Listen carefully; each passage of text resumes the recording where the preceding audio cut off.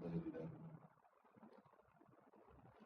نحمده ونستعينه ونستغفره ونؤمن به ونتوكل عليه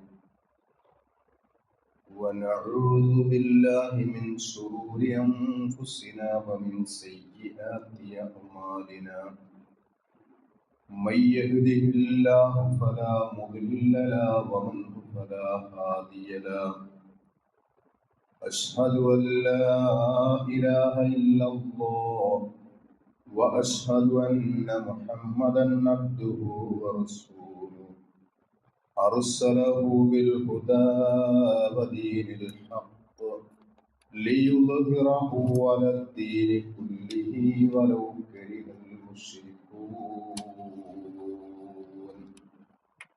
اللهم صل على محمد وعلى آل محمد كما صليت على إبراهيم وعلى آل إبراهيم إنك حميد مجيد اللهم بارك على محمد وعلى آل محمد كما باركت على إبراهيم وعلى آل إبراهيم إنك حميد مجيد أما بعد فإن خير الحديث كتاب الله وخير الهدي هدي محمد صلى الله عليه وسلم وشر الأمور محدثاتها وكل محدثة بدعة وكل بدعة ضلالة وكل ضلالة في النار أعوذ بالله من الشيطان الرجيم بسم الله الرحمن الرحيم يا أيها الذين آمنوا اتقوا الله حق تقاته ولا تموتن إلا وأنتم مسلمون يا أيها الناس أوصيكم عباد الله وإياي أولا بتقوى الله بسم الله الرحمن الرحيم وقال ربكم ادعوني يستجب لكم إن الذين يستكبرون عن عبادتي سيدخلون جهنم داخرين ആദരണീയരായ സത്യവിശ്വാസികളെ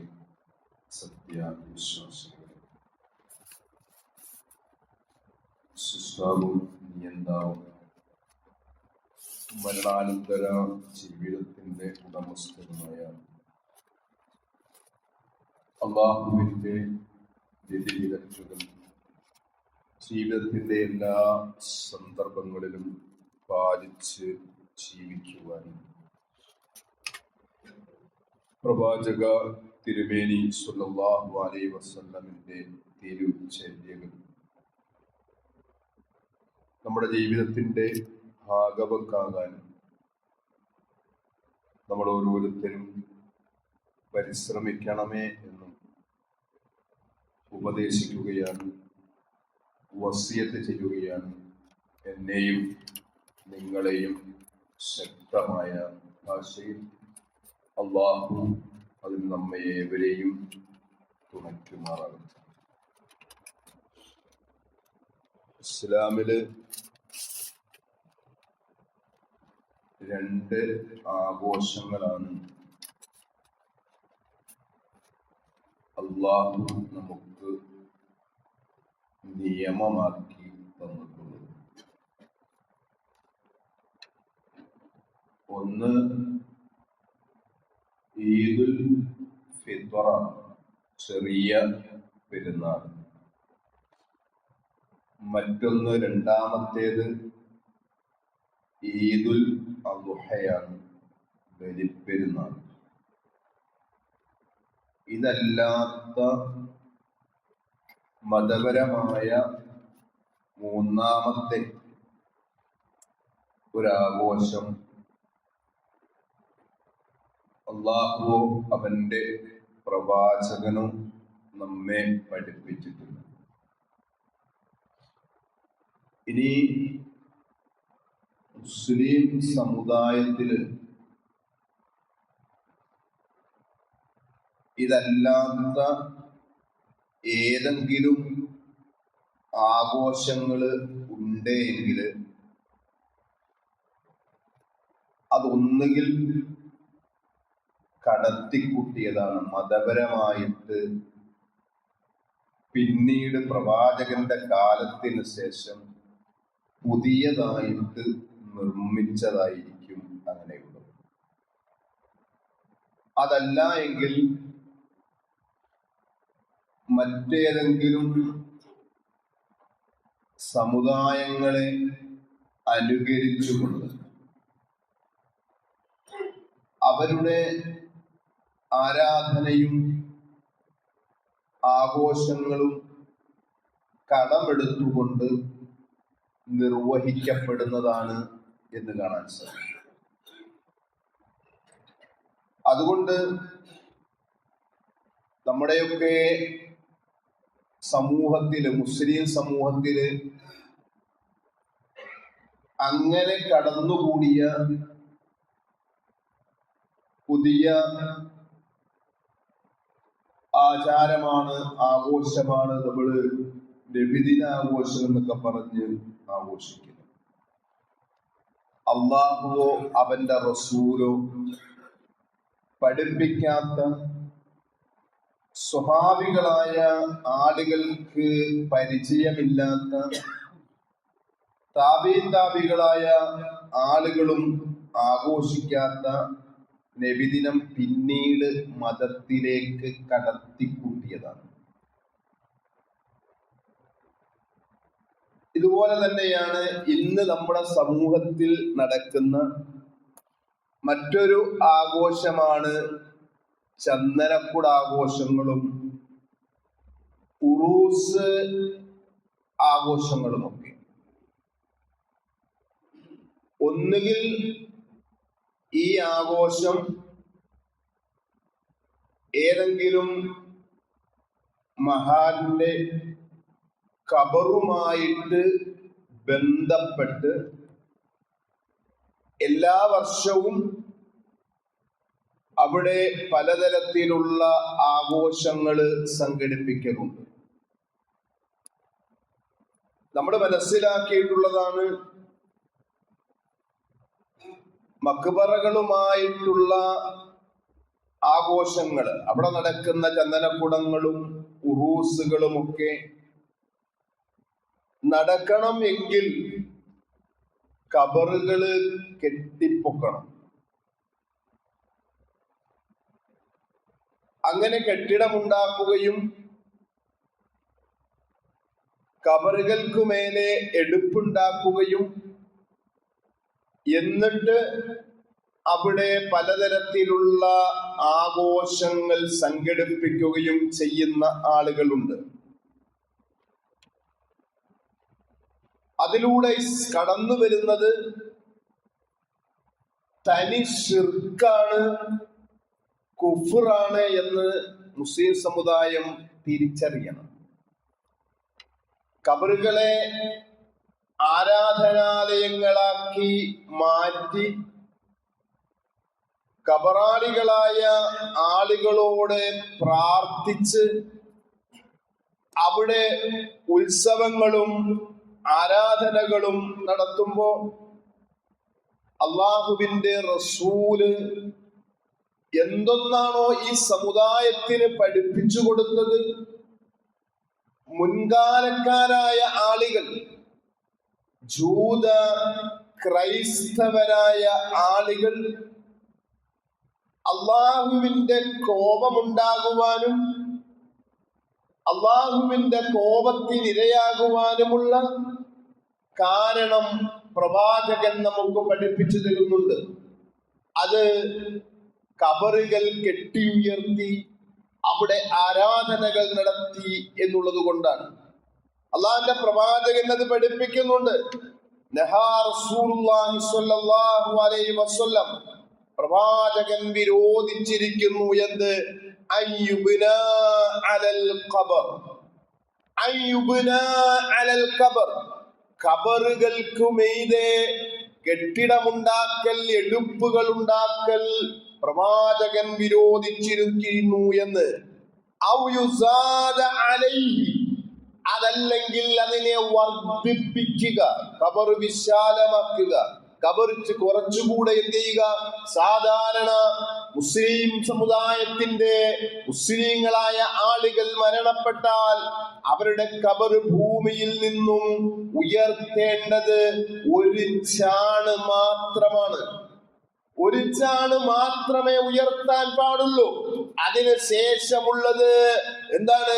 ഇസ്ലാമികപരമായിട്ട് ഇസ്ലാമിനോട് യോജിക്കുന്നതല്ല. അങ്ങനെ ഈ എടുപ്പ് വർദ്ധിപ്പിക്കുക എന്നുള്ളതും റസൂലുള്ളാഹി സ്വല്ലല്ലാഹു അലൈഹി വസല്ലം നിരോധിച്ചിരിക്കുന്നു എന്ന്. അതേപോലെ ഔ യുജസ്വസ, അവിടെ കുമ്മായം തേക്കുക, എന്തെങ്കിലുമൊക്കെ പെയിന്റുകൾ ചെയ്യുക, വർണ്ണങ്ങൾ അടിക്കുക, ഇതൊക്കെയും അള്ളാന്റെ പ്രവാചകൻ വിരോധിച്ചിട്ടുണ്ട് എന്ന് ഹദീസുകൾ പഠിക്കുമ്പോൾ നമുക്ക് മനസ്സിലാകും. മറ്റൊരു കാര്യം, അള്ളാന്റെ പ്രവാചകൻ രോഗശയ്യയിലായി കിടക്കുന്ന സാഹചര്യം, മരണത്തോട് പ്രവാചകൻ അടുത്തുകൊണ്ടിരിക്കുകയാണ്. ഈ സമുദായത്തിന് നൽകിയ അന്തിമമായ ഉപദേശം എന്നു വേണമെങ്കിൽ നമുക്ക് പറയാവുന്ന തരത്തിലുള്ള പ്രഖ്യാപനം ഒരു കാര്യം പ്രവാചകൻ നമുക്ക് ഉണർത്തിത്തരുന്നു. പ്രവാചകന് ബോധം വരുന്ന സന്ദർഭമുണ്ട്, ബോധം നഷ്ടപ്പെടുന്ന സന്ദർഭമുണ്ട്. ബോധം വരുമ്പോൾ അള്ളാഹുവിന്റെ പ്രവാചകൻ പുതപ്പെന്ത് ചെയ്യുന്നു? മുഖത്തേക്ക് പ്രവാചകൻ വലിച്ചിടുകയാണ് ബോധമുള്ള സമയത്ത്. ബോധം നഷ്ടപ്പെടുമ്പോ അവിടെ കൂടി നിൽക്കുന്ന ആളുകള് മുഖത്ത് നിന്നും എന്ത് ചെയ്യുന്നു? പുതപ്പ് മാറ്റിക്കൊടുക്കുന്നു. ഈ ഇങ്ങനെ ഇരിക്കുന്ന ഒരു സമയത്ത് റസൂലുള്ളാഹി സ്വല്ലല്ലാഹു അലൈഹി വസല്ലം ഇത് സംഭവിച്ചു കൊണ്ടിരിക്കുന്ന സമയത്ത് അള്ളാഹുവിന്റെ പ്രവാചകൻ പറഞ്ഞ ഒരു വാക്യം നമ്മൾ ശ്രദ്ധിക്കണം. ലഅനത്തുല്ലാഹി അലൽ യഹൂദി വന്നസ്വാറ, യഹൂദികളായ ആളുകളെയും നസ്രാനികളായ ആളുകളെയും അള്ളാഹു ശപിച്ചിരിക്കുന്നു എന്ന്, അവർക്ക് അള്ളാഹുവിന്റെ ശാപമുണ്ടായിരിക്കുന്നു എന്ന്. എന്താണ് അവരെ ശപിക്കുവാനുള്ള കാരണം എന്ന് പ്രവാചകൻ പിന്നീട് നമുക്ക് പഠിപ്പിച്ചു തരുന്നു. എന്താണ്? ഇത്തഖദൂ ഖുബൂറ അംബിയാഇഹിം മസാജിദ, അവരിലുണ്ടായിരുന്ന പ്രവാചകന്മാരുടെ ഖബറുകളെ അവര് പള്ളികളാക്കി മാറ്റിയെന്ന്. അവര് പള്ളികളാക്കി മാറ്റി. അതുകൊണ്ട് എന്താണ്? അവർക്ക് അള്ളാഹുവിന്റെ കോപമുണ്ടായിരിക്കുന്നു, അള്ളാഹുവിന്റെ ശിക്ഷ, അള്ളാഹുവിന്റെ ലഅനത്ത് അവർക്കുണ്ടായിരിക്കുന്നു എന്ന് പ്രവാചകൻ നമുക്ക് വിശദീകരിച്ചു തരുകയാണ്.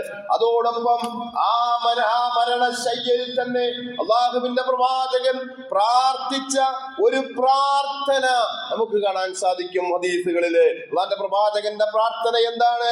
വലാ തജ്അലൂ ഖബരി ഈദ, അല്ലാഹുവേ എന്റെ ഖബറിനെ ആരാധിക്കപ്പെടുന്ന ഒരു സ്ഥലമാക്കി മാറ്റരുതേ എന്ന്, ആഘോഷ സ്ഥലമാക്കരുതേ എന്ന പ്രവാചകന്റെ ആ അന്ത്യനിമിഷത്തെ പ്രാർത്ഥനയും പ്രിയമുള്ളവരെ, ഖബറുകൾ കെട്ടി ഉയർത്താനോ അവിടെ ആരാധനകൾ നടത്താനോ അവിടെ ആഘോഷങ്ങൾ നടത്താനോ ഇസ്ലാം എന്ത് ചെയ്യുന്നില്ല? അനുവദിക്കുന്നില്ല എന്നുള്ളതാണ് നമ്മൾ ഒന്നാമതായിട്ട് എന്ത് ചെയ്യണം? മനസ്സിലാക്കേണ്ടത്. അവിടെ വിളക്ക് കത്തിക്കാൻ പാടില്ല, അവിടെ ആഘോഷങ്ങൾ നടത്താൻ പാടില്ല, ഖബറുകളിൽ പോയി താഴ്മ കാണിക്കാൻ പാടില്ല, വിധേയത്വം കാണിക്കാൻ പാടില്ല, വിനയത്വം കാണിക്കാൻ പാടില്ല. പിന്നെയോ ഖബർ സന്ദർശനം ഇസ്ലാം നമുക്ക് സുന്നത്താക്കിയിട്ടുണ്ട് എങ്കിൽ ആ സുന്നത്ത് എന്ന് പറയുന്നത് ഖബറാളികൾക്ക് വേണ്ടിയുള്ള പ്രാർത്ഥനയാണ്. നമ്മുടെ നമ്മുടെ മാതാപിതാക്കൾ അടക്കം ചെയ്തിട്ടുള്ള ശ്മശാന ഭൂമി, അതേപോലെ നമ്മുടെ ബന്ധുമിത്രാദികൾ അടങ്ങിയിട്ടുള്ള ശ്മശാന ഭൂമി, അവിടെ പോയിട്ട് അവർക്ക് വേണ്ടി പ്രാർത്ഥിക്കുക എന്നുള്ളതാണ് ഖബർ സിയാറത്തിന്റെ ലക്ഷ്യമായിട്ട് ഇസ്ലാം നമ്മെ പഠിപ്പിക്കുന്നത്. അത് മാത്രമല്ല, നാളെ പരലോകത്ത് ഇതേപോലെ ഞാനും ഖബറിൽ കിടക്കേണ്ടവനാണെന്നുള്ള ബോധമുണ്ടാകുന്നതിന് എനിക്കും ഈ ഒരു അവസ്ഥയുണ്ടാകും.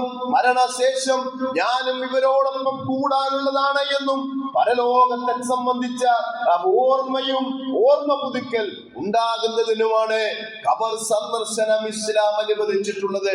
പക്ഷേ ഇന്നത്തെ ഖബർ സിയാറത്തുകള് ഖബറാളികളോട് പ്രാർത്ഥിക്കുക എന്ന ലക്ഷ്യത്തിലേക്ക് മാറിയിട്ടുണ്ട്.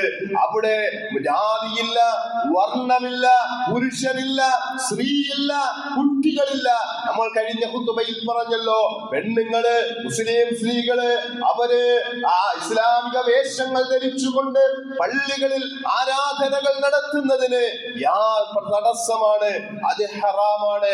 പക്ഷേ ഇതേപോലെയുള്ള ഉത്സവ സ്ഥലങ്ങളില്, ഇതേപോലെയുള്ള ചന്ദനക്കുടത്തിന്റെ സ്ഥലങ്ങളില് അവര് പോകുന്നതിനും അവര് കച്ചവടങ്ങൾ ചെയ്യുന്നതിനും അവര് പർച്ചേസ് ചെയ്യുന്നതിനും ആഘോഷങ്ങളിൽ പങ്കെടുക്കുന്നതിനും അതോടൊപ്പം എന്താണ് അവിടെ നടക്കുന്ന പലതരത്തിലുള്ള പ്രോഗ്രാമുകളുടെ ഭാഗവക്കാകുന്നതിനും യാതൊരു കുഴപ്പവും പണ്ഡിതന്മാര് കാണുന്നില്ല എന്നുള്ളത് നമ്മൾ ഗൗരവപൂർവം എടുക്കേണ്ടതുണ്ട്. രണ്ടാമത്തെ വിഷയം എന്ന് പറയുന്നത്, ഖബറുകൾ ഇപ്രകാരം കെട്ടി ഉയർത്തപ്പെട്ടിട്ടുണ്ട് എങ്കിൽ അത് അല്ലാഹു അല്ലാത്തവരോട് പ്രാർത്ഥിക്കുന്നതിന് വേണ്ടിയാണ്, മറ്റൊന്നിനു വേണ്ടിയുമല്ല.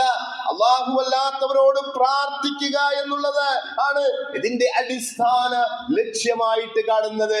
പടച്ചതമ്പുരാൻ മരിച്ചവരോട് പ്രാർത്ഥിക്കുക എന്നുള്ളത്, അവരോട് സഹായം ചോദിക്കുക എന്നുള്ളത് അങ്ങേയറ്റം വിരോധിക്കപ്പെട്ട, വിലക്കപ്പെട്ട കാര്യമാണ് എന്ന് ഖുർആൻ നമുക്ക് മനസ്സിലാക്കി തരുന്നു. വിശുദ്ധ ഖുർആനിന്റെ 72-ാമത്തെ അധ്യായം സൂറത്തു ജിന്നിന്റെ 18-ാമത്തെ വചനത്തിലൂടെ ഖുർആൻ കാര്യം വ്യക്തമാക്കുന്നു. വഅന്നൽ മസാജിദ ലില്ലാഹ് ഫലാ തദ്ഉ മഅല്ലാഹി അഹദാ. പള്ളികളൊക്കെ അല്ലാഹുവിനുള്ളതാണ്, പള്ളികളെല്ലാം അല്ലാഹുവിനുള്ളതാണ്. നിങ്ങള് ആ പള്ളിയിൽ വെച്ച് അല്ലാഹുവിന് പുറമെ ആരെയും വിളിച്ച് പ്രാർത്ഥിക്കരുത്. അല്ലാഹുവിനോടൊപ്പം നിങ്ങൾ ആരെയും വിളിച്ച് പ്രാർത്ഥിക്കാൻ പാടില്ല എന്ന വിശുദ്ധ ഖുർആനിന്റെ വചനം പള്ളികൾ ഇന്ന് അതിനു വേണ്ടി മാറ്റപ്പെട്ടിരിക്കുന്നു. പള്ളികളുടെ ഓരങ്ങളിൽ പോലും ഖബറുകൾ കെട്ടി ഉയർത്തി മറ്റുള്ളവരെ വിളിച്ച്, മരണപ്പെട്ടവരെ വിളിച്ച് സഹായം ചോദിക്കുന്നതിനുള്ള സാഹചര്യം ഒരുക്കുന്നുണ്ടെങ്കിൽ അത് ശിർക്കിലേക്ക് കൊണ്ടെത്തിക്കുമെന്ന് നമ്മൾ മനസ്സിലാക്കുക. ഇതേപോലെയുള്ള ആഘോഷങ്ങള് മനുഷ്യരെ കൊണ്ടെത്തിക്കുന്നത് തനി ശിർക്കിലേക്കും കുഫ്റിലേക്കുമാണ് എന്ന് വിശുദ്ധ ഖുർആൻ അതേപോലെ ഇസ്ലാം നമുക്ക് പകർന്നു തരുന്നതായി കാണാൻ സാധിക്കും. പ്രവാചകനോടായിട്ട് നമ്മളെ പഠിപ്പിക്കുന്നതിന്, പ്രവാചകന്റെ സമൂഹത്തെ പഠിപ്പിക്കുന്നതിന്, മുസ്ലിം സമൂഹത്തെ പഠിപ്പിക്കുന്നതിന് പ്രവാചകനോട് പ്രഖ്യാപിക്കാൻ വേണ്ടി പ്രഖ്യാപിക്കുന്നുണ്ട് വിശുദ്ധ ഖുർആൻ. ഖുൽ ഇന്നമാ അദ്ഉ റബ്ബി വലാ ഉശ്രിക ബിഹി അഹദ. പ്രവാചകരെ താങ്കൾ കൽപ്പിക്കണം. എന്താണ് താങ്കൾ കൽപ്പിക്കുന്നത്? ഇന്നമാ അദ്ഉ റബ്ബി, ഞാൻ എൻ്റെ റബ്ബിനോട് മാത്രമേ പ്രാർത്ഥിക്കുകയുള്ളൂ. വലാ ഉശ്രിക ബിഹി അഹദ, ഞാൻ ഒരാളെയും വിളിച്ച് അല്ലാഹുവിന് പുറമെ അവനോട് യാതൊരാളെയും ഞാൻ വിളിച്ച് പ്രാർത്ഥിക്കുകയില്ല, പങ്കു ചേർക്കുകയില്ല എന്ന പ്രഖ്യാപനം നടത്താൻ പ്രവാചകനോട് ഉണർത്തുന്നുണ്ട് എങ്കിൽ നമ്മളെ സംബന്ധിച്ച് നമുക്കും ഇതേപോലെയുള്ള ആയത്തുകള്, വിശുദ്ധ ഖുർആനിന്റെ ഈ ആയത്തുകള് ബാധകമാകുമെന്നതേ സംബന്ധിച്ചിടത്തോളം തർക്കമില്ലാത്തതാണ് എന്നുള്ളത് കൊണ്ട് ഏതൊരു സാഹചര്യത്തിലും അല്ലാഹുവിനെ മാത്രമേ വിളിച്ച് പ്രാർത്ഥിക്കാൻ പാടുള്ളൂ എന്നതായിരിക്കണം നമ്മള് ഏത് സമയവും ഓർക്കുകയും അനുകരിക്കുകയും ചെയ്യേണ്ടത് എന്നുള്ളതാണ്. കാരണം അല്ലാഹുവിനെ സംബന്ധിച്ച്, പടച്ചതമ്പുരാനെ സംബന്ധിച്ചുള്ള നമ്മുടെ വിശ്വാസം നമ്മൾ നമസ്കാരത്തിൽ നമ്മൾ പ്രഖ്യാപിക്കുന്നുണ്ട്. എന്താണ് അല്ലാഹുവിനെ സംബന്ധിച്ചുള്ള നമ്മുടെ വിശ്വാസം? ഖുൽ ഇന്ന സ്വലാത്തി വനുസുകി വമഹിയായ വമമാതി ലില്ലാഹി റബ്ബിൽ ആലമീൻ. വിശുദ്ധ ഖുർആനിന്റെ 6-ാം അധ്യായം സൂറത്ത് അൻആമിന്റെ 162-ാമത്തെ വചനത്തിലൂടെ ഖുർആൻ പ്രഖ്യാപിക്കുന്നു, നമ്മൾ പ്രഖ്യാപിക്കുകയാണ്. എന്താണ്? ഇന്ന സ്വലാത്തി, എന്റെ നമസ്കാരം, അതേപോലെ വനുസുകി, എന്റെ ബലികർമ്മങ്ങള്, വമഹിയായ വമമാതി, എന്റെ ജീവിതം, എന്റെ മരണം, എല്ലാവരും എല്ലാം ലില്ലാഹി റബ്ബിൽ ആലമീൻ, ലോകരക്ഷിതാവായ അല്ലാഹുവിന് മാത്രമാണ് എന്ന പ്രഖ്യാപനം നടത്തുന്ന ഒരു മുസ്ലിമിനെ സംബന്ധിച്ചിടത്തോളം പിന്നീട് അതിൽ പങ്കെടുക്കുക എന്നുള്ളത്, ഇത്തരത്തില് അല്ലാഹു അല്ലാത്തവരെ വിളിച്ച് പ്രാർത്ഥിക്കുക എന്നുള്ളത് ഒരിക്കലും കരണീയമല്ല എന്ന് മനസ്സിലാക്കുക. ഞാൻ ആദ്യമേ സൂചിപ്പിച്ചു, ഉറൂസായാലും ചന്ദനക്കുടമായാലും അതിന്റെ അടിസ്ഥാനപരമായ ലക്ഷ്യം എന്ന് പറയുന്നത് 1-2 ലക്ഷ്യങ്ങളുണ്ട്. ഒന്ന് ആ ഖബറുകളെ കെട്ടി ഉയർത്തിയിട്ട് അവിടെ ഓരോ കൊല്ലവും നടക്കുന്ന ആഘോഷങ്ങളാണ് എങ്കിൽ ചില സ്ഥലങ്ങളില് മറ്റൊരു തലത്തിലേക്ക് അത് മാറ്റിയിട്ടുണ്ട്. ഇതര സമുദായങ്ങളിൽ നിന്നും ഇതര മതസ്ഥരിൽ നിന്നും കടമെടുത്തുകൊണ്ട് അവരുടെ ഉത്സവങ്ങളെയും അവരുടെ ആചാരങ്ങളെയും അനുകരിച്ചുകൊണ്ട് നമ്മുടെ പള്ളികൾ കേന്ദ്രീകരിച്ച് ഉത്സവങ്ങൾ നടത്തുന്ന ആളുണ്ട്. ദേശീയ ഉത്സവം എന്ന് പേരിട്ടാലും മതസൗഹാർദ്ദം എന്ന് പേരിട്ടാലും ഒക്കെ എന്താണ്, ഇസ്ലാമുമായിട്ട് യാതൊരു ബന്ധവുമില്ല. കാരണം അവിടെ നടക്കുന്ന പലതും എന്താണ്, ഇസ്ലാമികമായിട്ട് ഒരിക്കലും യോജിക്കാൻ സാധിക്കാത്ത ആഘോഷങ്ങളാണ് എന്ന് നമ്മൾ മനസ്സിലാക്കുക. ഇസ്ലാമിനെ സംബന്ധിച്ചിടത്തോളം മതസൗഹാർദ്ദം പുലരേണ്ടത്, മാനവിക സൗഹാർദ്ദം പുലരേണ്ടത് ഏതെങ്കിലുമൊക്കെ ആദർശങ്ങളെ അടിയുറ വെച്ചുകൊണ്ടല്ല, നമ്മുടെ ആദർശങ്ങളെ സംരക്ഷിച്ചുകൊണ്ട്, നമ്മുടെ വിശ്വാസത്തെ സംരക്ഷിച്ചുകൊണ്ട് നാം ഉൾക്കൊള്ളുന്ന ഇസ്ലാമിന്റെ സുന്ദരമായ ആദർശങ്ങളെ പുൽകിക്കൊണ്ട് ജീവിക്കുമ്പോഴാണ് നമ്മൾ എന്താകുന്നത്, മുസ്ലിം ആകുന്നത്. മതസൗഹാർദ്ദമല്ല, മാനവികമായ സൗഹാർദ്ദം ഉണ്ടാകണം, മനുഷ്യ സ്നേഹം ഉണ്ടാകണം. അത് മതം നോക്കിയല്ല, മനുഷ്യരെ നോക്കി അവരുടെ കഷ്ടപ്പാടുകളും പ്രയാസങ്ങളും നീക്കുന്നതിൽ ഒരു മുസ്ലിം മുമ്പിൽ ഉണ്ടാകണം. അവിടെ മതമല്ല പ്രശ്നം, മനുഷ്യനാണ് പ്രശ്നമെന്ന തിരിച്ചറിവാണ് ഉണ്ടാകേണ്ടത്. രോഗികളെ സഹായിക്കുക, അവരെ സന്ദർശിക്കുക, അവർക്ക് വേണ്ടി ചെയ്യാൻ പറ്റിയതൊക്കെ ചെയ്യുക എന്നുള്ളത് മനുഷ്യ സൗഹാർദ്ദമാണ്. അതോനെ മതവുമായിട്ട്, അതല്ലെങ്കിൽ നമ്മൾ പഠിച്ച, നമ്മൾ ഉൾക്കൊള്ളുന്ന ആദർശത്തിൽ അടിയുറച്ചുകൊണ്ട്, ആദർശത്തിൽ നമ്മൾ പഠിച്ച സൽക്കർമ്മങ്ങളിൽപ്പെട്ടതാണ് മനുഷ്യരെ സഹായിക്കുക എന്ന ബാധ്യതയാണ് മനുഷ്യനുണ്ടായിരിക്കേണ്ടത്. അതുകൊണ്ട് ചന്ദനക്കുടമായിരുന്നാലും ഇസ്ലാം നിഷ്കർഷിച്ചിട്ടില്ലാത്ത ആഘോഷങ്ങളില് ഒരു മുസ്ലിമിന്റെ നിലപാടെന്ന് പറയുന്നത് അനിസ്ലാമികമായ ഒരു സംവിധാനത്തോട് ഒരിക്കലും യോജിക്കാതിരിക്കുക എന്ന നിലപാടായിരിക്കണം ഒരു മുസ്ലിം ഉണ്ടാകേണ്ടത്. നടക്കുന്നില്ലേ, ഒന്ന് പോയി നോക്കിക്കളയാം, അല്ലെങ്കിൽ അവിടുത്തെ പരിപാടി ഒന്ന് കണ്ടിട്ട് വരാം, തന്റെ കുട്ടിയുടെ കൈ പിടിച്ചിട്ട് കുട്ടികളെ ഒന്ന് കാണിച്ചിട്ട് വരാം എന്ന ചിന്ത ഒരു മുസ്ലിമിന് ഉണ്ടാകാൻ പാടില്ല. കാരണം ഇസ്ലാം വിരോധിച്ചതിൽ നിന്നും മാറി നിൽക്കുക എന്നുള്ളത്, ഇസ്ലാം വിരോധിച്ചതിൽ നിന്നും അകന്നു നിൽക്കുക എന്നുള്ളത് ഒരു മുസ്ലിമിനെ സംബന്ധിച്ചിടത്തോളം അവന്റെ സൗഭാഗ്യവും അവന്റെ രക്ഷയും നാളെ പരലോകത്ത് പ്രതിഫലിക്കുമ്പോ ഇത്തരത്തില് ഇസ്ലാം അനുസരിച്ച് ജീവിക്കുന്ന ഒരു മനുഷ്യന് മാത്രമാണ് സൗഭാഗ്യങ്ങൾ ഉണ്ടാകുക എന്ന തിരിച്ചറിവായിരിക്കണം ഉണ്ടാകേണ്ടത്. അത്തരത്തിലായിരിക്കണം നമ്മൾ നിലപാടുകൾ സ്വീകരിക്കേണ്ടത്, അത്തരത്തിലായിരിക്കണം നമ്മൾ ജീവിക്കേണ്ടുന്നത്. അല്ലാഹു അനുഗ്രഹിക്കുമാറാകട്ടെ.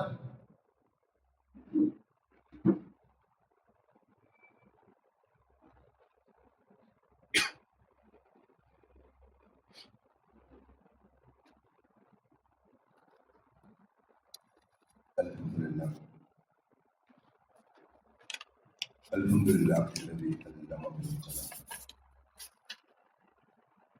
علم الإنسان ما لم يعلم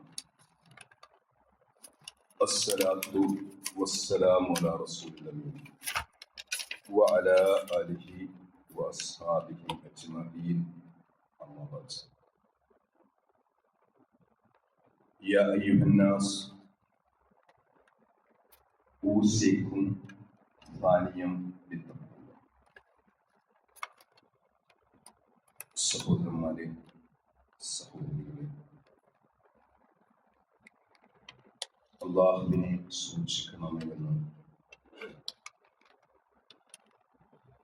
രണ്ടാമതും വസിയത്ത് ചെയ്യുകയാണ്, ഉപദേശിക്കുകയാണ്.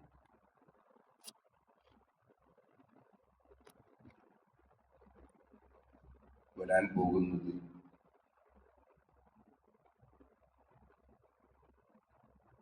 നമ്മുടെ ക്രിസ്തുമസുമായി ക്രൈസ്തവ സഹോദരങ്ങളുടെ ആഘോഷങ്ങളാണ്.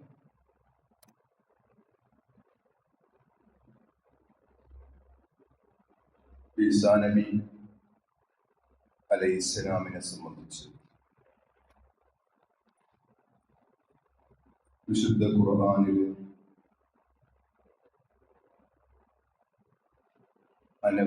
നിരവധി ആയത്തുകളിലൂടെ അദ്ദേഹത്തിന്റെ ജനനവും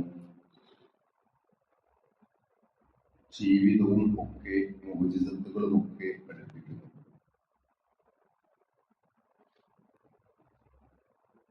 യഹൂദരായ ആളുകള് വ്യഭിചാര പുത്രൻ എന്ന് ആക്ഷേപിച്ചപ്പോൾ തൊട്ടിലിൽ കിടന്ന് അതിന്റെ നിരപരാധിത്വം തെളിയിച്ച പ്രവാചകനാണ് ഈസാ നബി അലൈഹിസ്സലാം. മുഅ്ജിസത്തിൽ ഏറ്റവും വലിയ ഒരു മുഅ്ജിസത്തിൽ ചെറിയ കുട്ടി സംസാരിക്കുക. ഇസ്ലാം പ്രവാചകന്മാരെ എല്ലാം ഏതെങ്കിലും അവതാരങ്ങളുടെ ഭാഗമായിട്ട് അവതരിപ്പിക്കുന്നില്ല. മനുഷ്യരായിട്ടാണ് പ്രവാചകന്മാരെ ഇസ്ലാം നമുക്ക് പഠിപ്പിച്ചു തരുന്നത്. എന്നാൽ ക്രൈസ്തവ സമൂഹം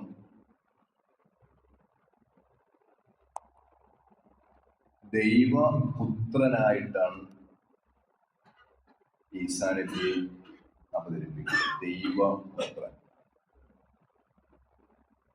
ആ ദൈവപുത്രന്റെ ജന്മദിനം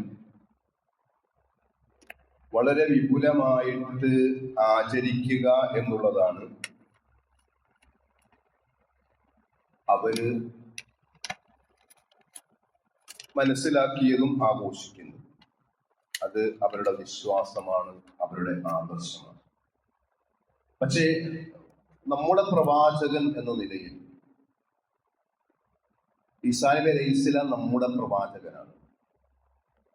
ആ പ്രവാചകൻ എന്ന നിലയിൽ നമ്മൾ മനസ്സിലാക്കേണ്ടുന്ന കുറെ കാര്യങ്ങളും അതില്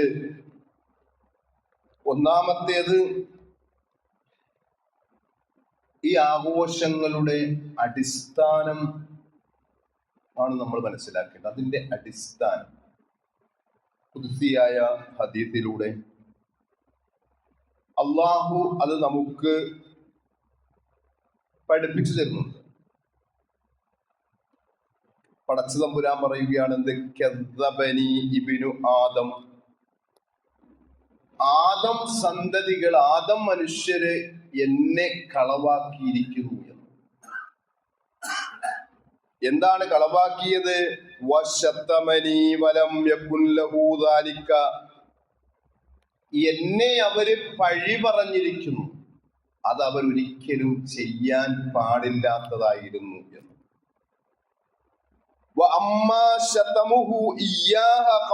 എന്താ അവര് പറഞ്ഞത്? ലീ വലതുൻ, എനിക്കൊരു കുട്ടിയുണ്ട് എന്ന് പറഞ്ഞിരിക്കുന്നു, എനിക്കൊരു കുട്ടിയുണ്ടായിരിക്കുന്നു എന്ന്.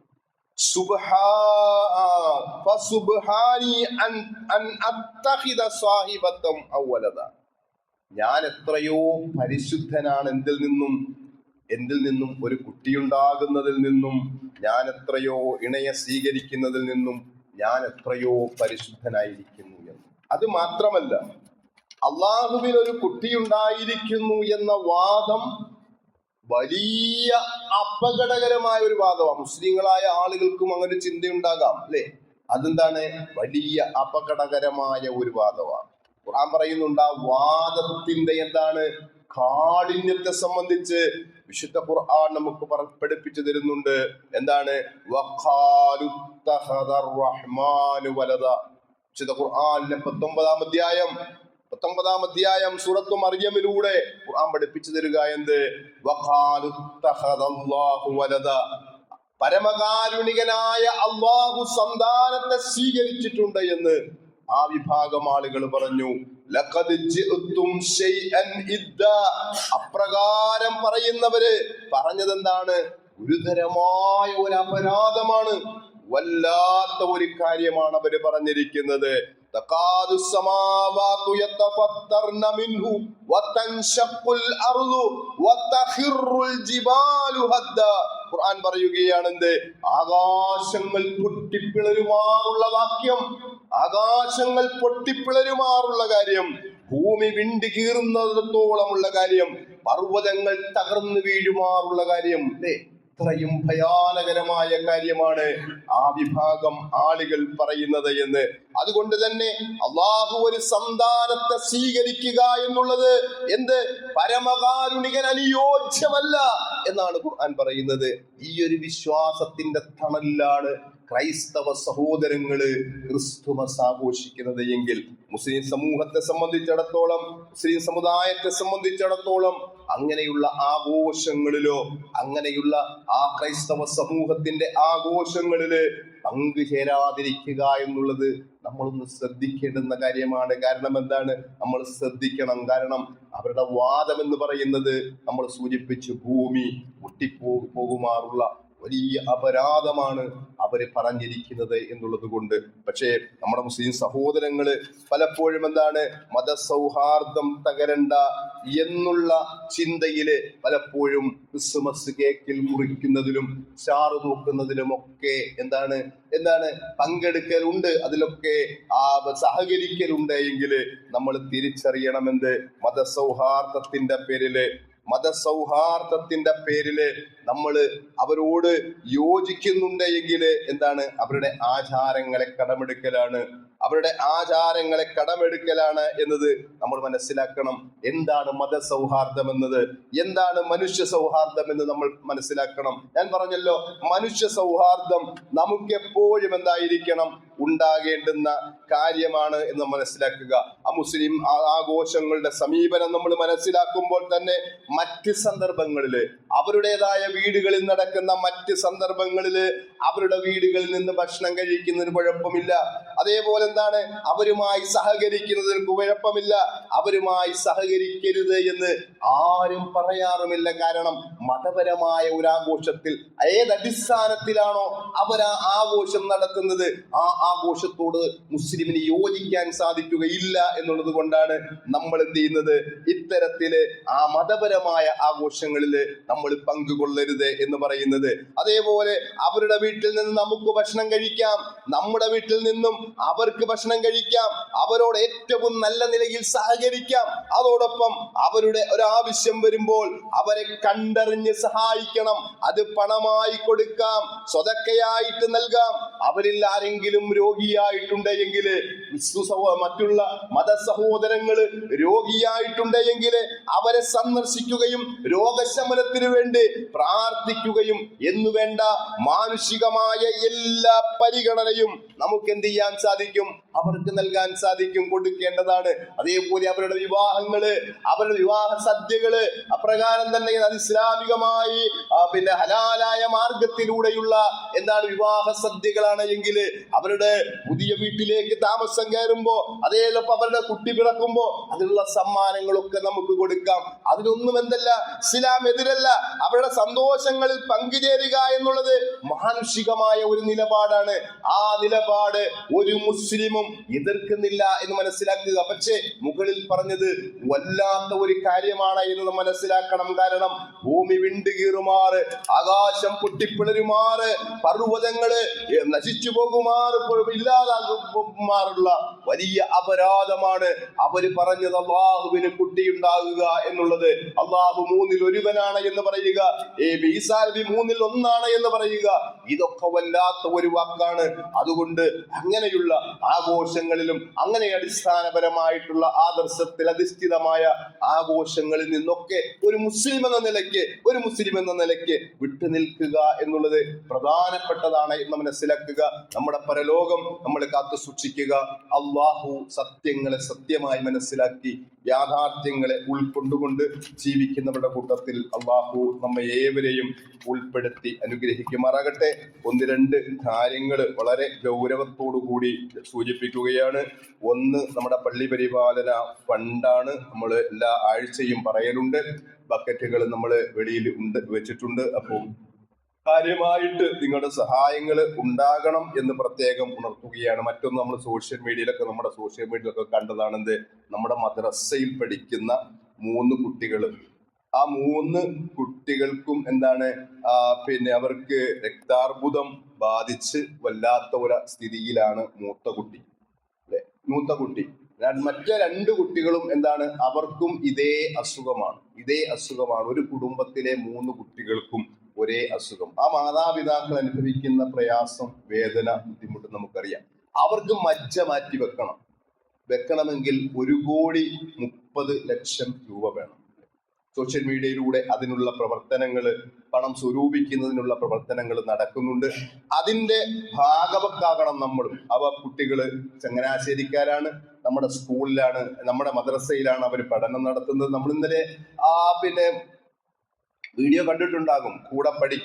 സ്കൂളിൽ കൂടെ പഠിക്കുന്ന കുട്ടികൾ പറഞ്ഞ വാചകങ്ങൾ.